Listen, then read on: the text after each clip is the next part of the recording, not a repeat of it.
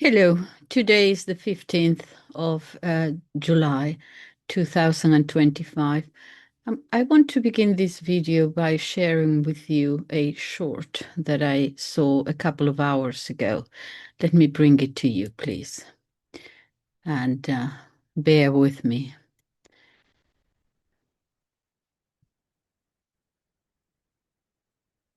Oh.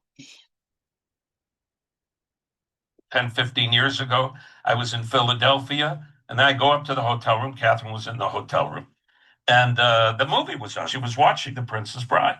And just as I walked in the room, is that final scene in the movie where Inigo is sitting by the window with the man in black. And the man in black asks Inigo, would he like to be the next Dread Pirate Robertson?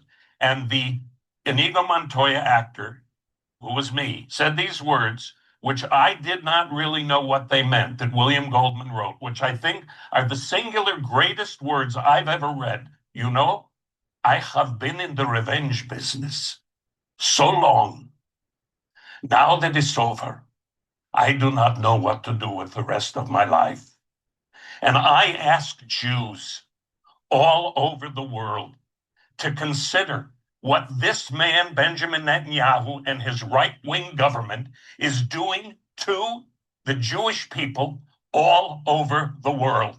They are endangering not only the state of Israel, which I care deeply about and want to exist, but they are endangering the Jewish population all over the world. He is the most dangerous thing, not just since October 7th. It has been a deeply troubled situation. And endangering the Jews by endangering yes, those in Gaza. And to watch what is happening for the Jewish people, to allow this to happen to children and civilians of all ages in Gaza, for whatever reason, is unconscionable and unthinkable. And I ask you Jews everywhere, all over the world, to spend some time alone and think, is this acceptable and sustainable?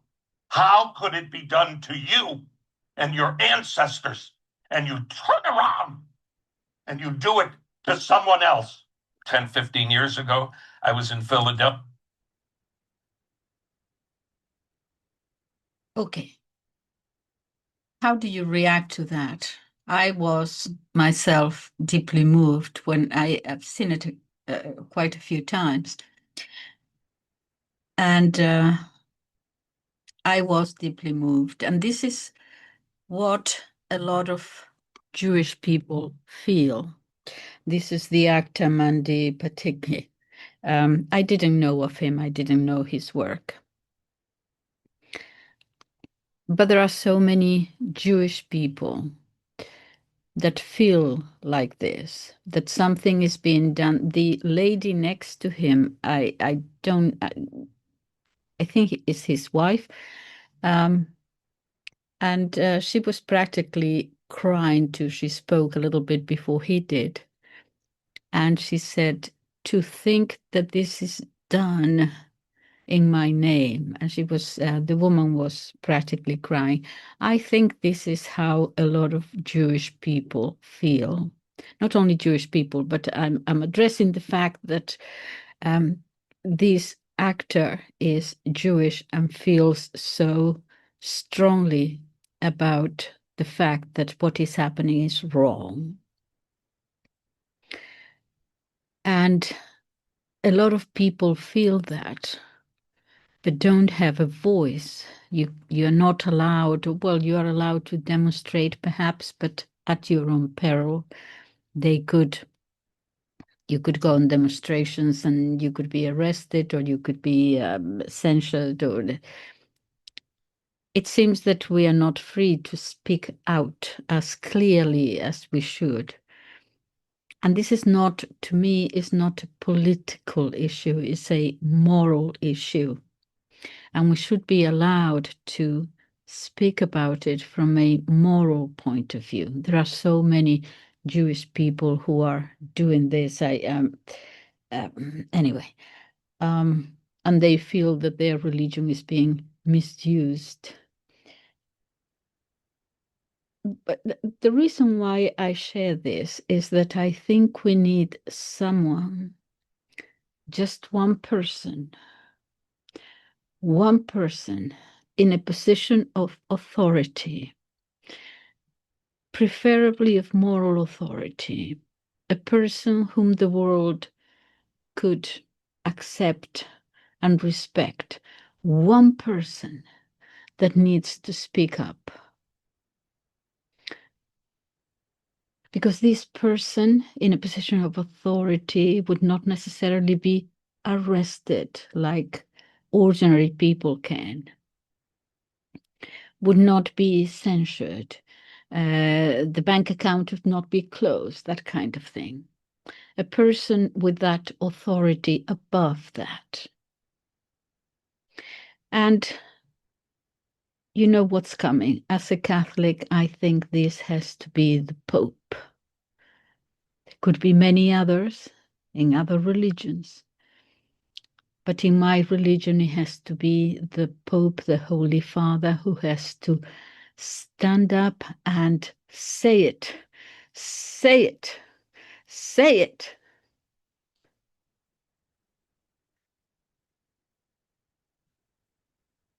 Sometimes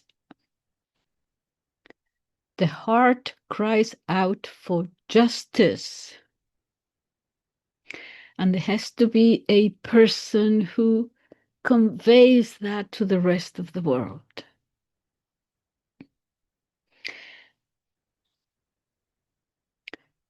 I did a video a couple of days ago about 10 questions that I would ask the Holy Father. I am a faithful Catholic, but I have some little things there in my mind that I just wanted to address about which way the church is going to go now that the Pope has it's a different Pope and so on.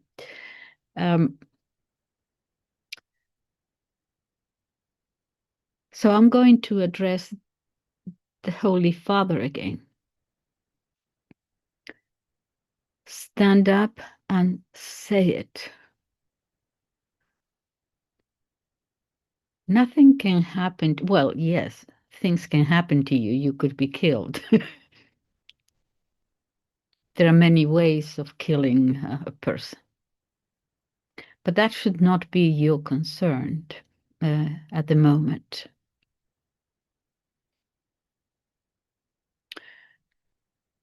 You need to say it, and you need to go to Gaza. Holy Father, you need to go to Gaza.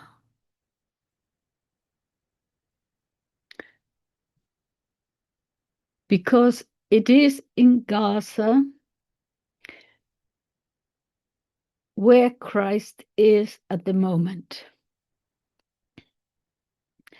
There with the suffering. It is Christ is there. Yes, I know that there are different religions, although there are many Christians being killed too. But Jesus came for the whole of mankind. And Jesus is there now in Gaza being crucified again. There with the poor and the starving, that is where Jesus Christ is.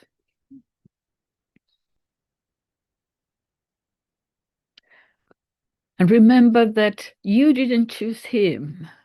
He chose you. And I'm not referring at being, as all of you Catholics know, I'm not referring to being elected Pope. The cardinals elect the Pope. Hopefully, they listen to their conscience and the Holy Spirit. But that's not my point. My point that he is a religious leader. You didn't choose him, he chose you for a purpose. And today or tomorrow, when you celebrate Mass, and you are there with the Eucharist in your hand, remember that God looks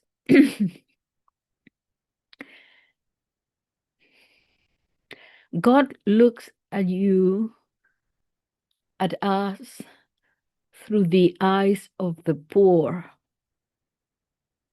When you look at the host and the chalice, God is looking at you through the eyes of the children of Gaza.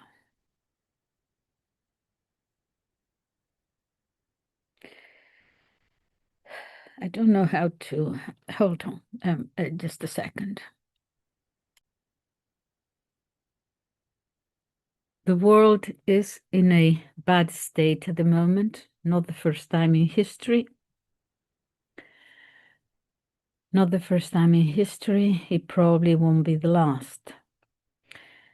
But we are at a moment when wars are being done and carried out openly for profit.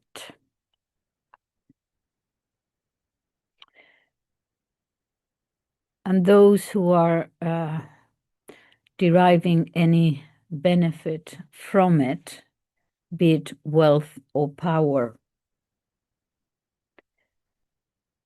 well, they won't listen, obviously, to moral maxims.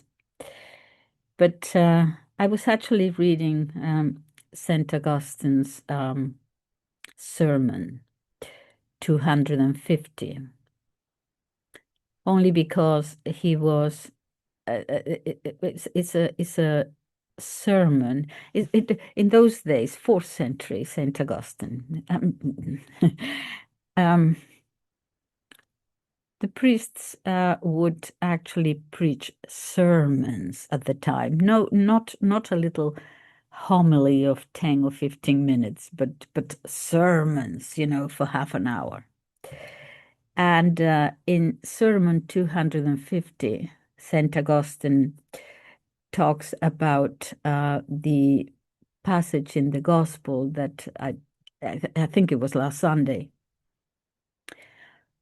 at the very beginning, when Jesus tells Saint Peter to go and throw the net in order for the to pick up the fish, and Saint Peter says, "But Rabbi, we have been we tried all night, and there are no fish here. There are."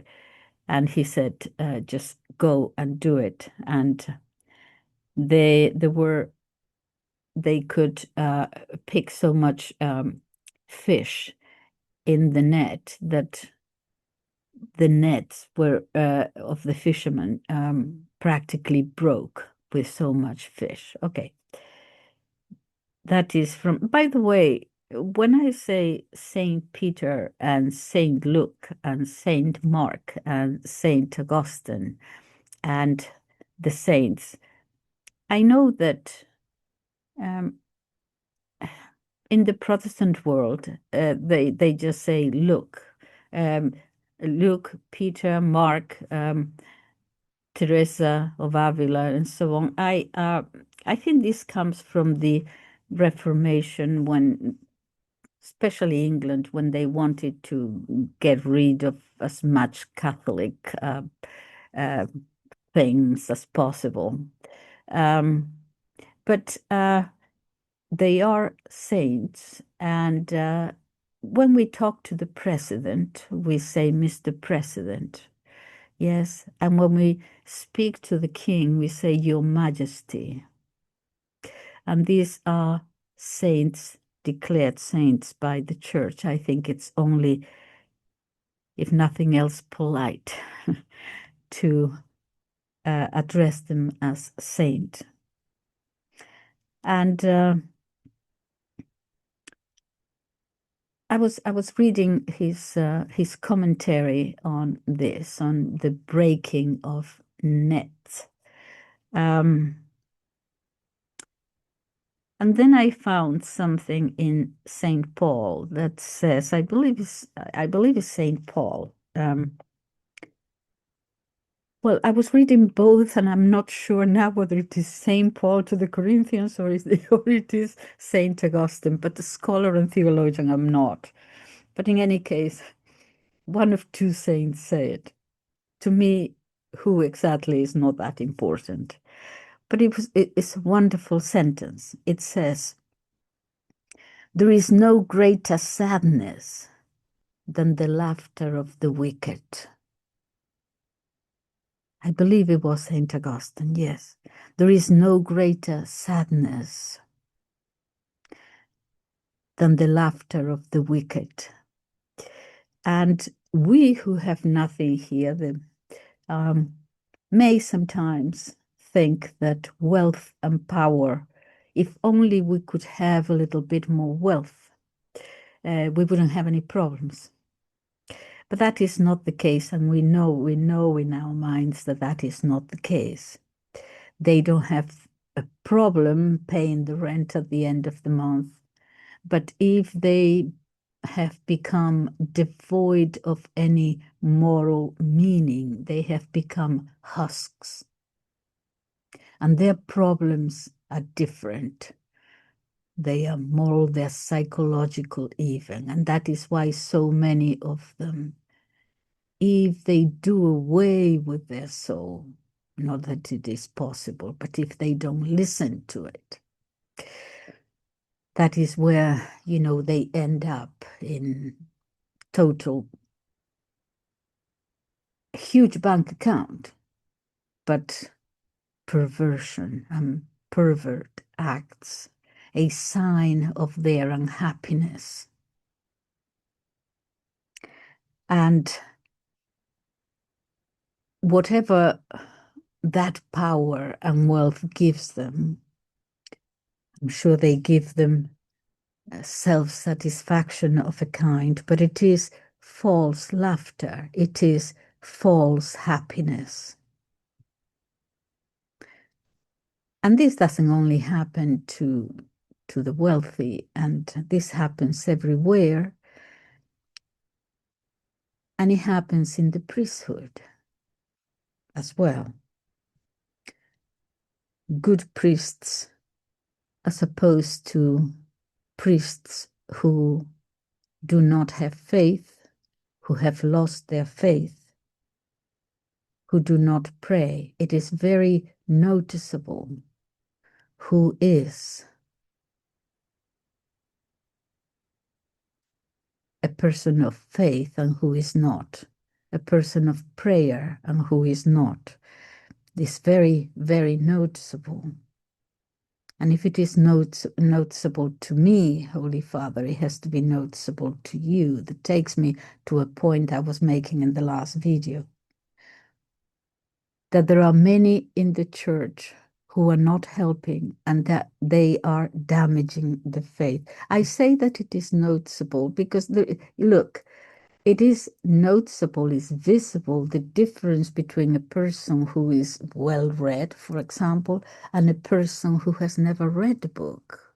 It is very noticeable, a person who is polite or rude, a person who is cultured and a person who is not. It is very, we can see it visibly. Well, it is very noticeable also a priest who has no faith,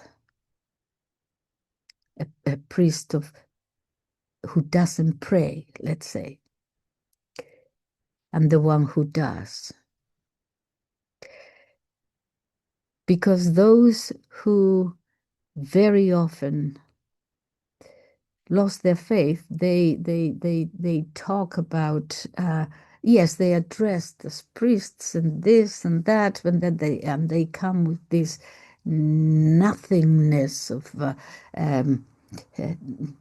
this effeminate Christianity, this sentimentalism that doesn't mean anything.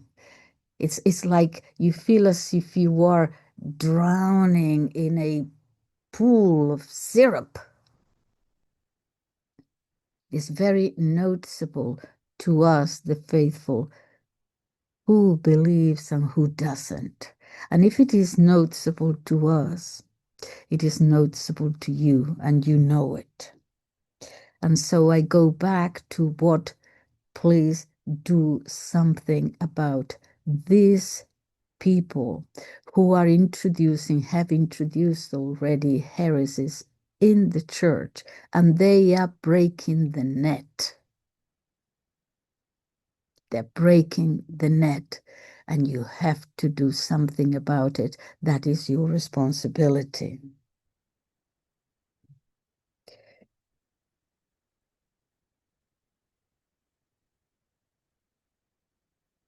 I hope that the Pope can stand up and be counted. Someone needs to say it. Someone needs to say it. Thank you very much for listening. Bye-bye.